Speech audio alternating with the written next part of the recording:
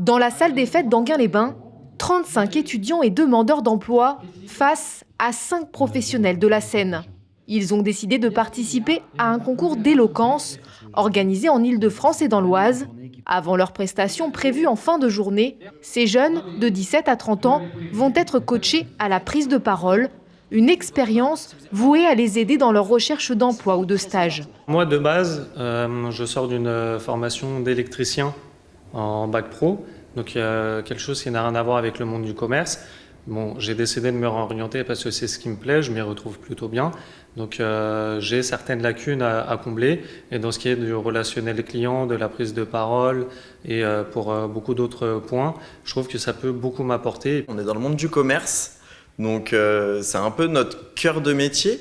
Donc voilà, j'ai dit on va tenter l'expérience et ça ne peut être que bénéfique. Cette compétition est organisée par la Ligue des jeunes talents, une association créée en 2019 par un collectif d'anciens demandeurs d'emploi qui œuvrent pour l'insertion professionnelle des jeunes. Ça va leur servir à mettre en mots, à verbaliser qui ils sont et qu'est-ce qu'ils ont à proposer, et surtout à se faire entendre, à être impactant lors des entretiens professionnels, à pouvoir prendre confiance en eux, à pouvoir décomplexer les entretiens, à rencontrer des gens différents, à se challenger, à grandir, à prendre du galon, quoi.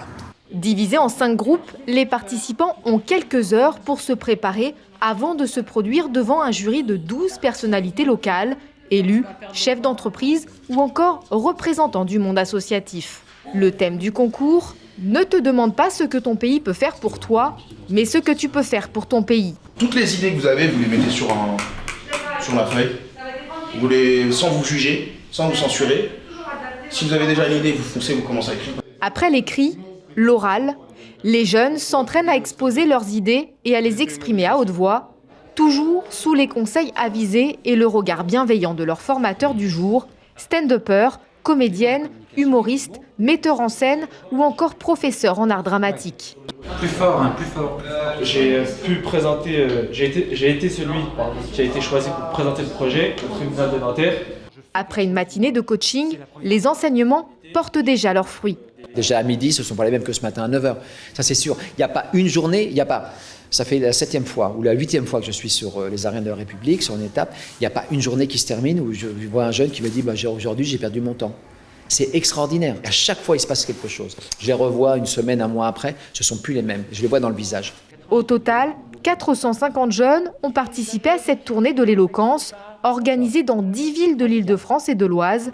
12 finalistes se sont qualifiés et se sont affrontés lors de la finale qui a eu lieu le 4 avril au théâtre du Casino Barrière d'Enghien-les-Bains.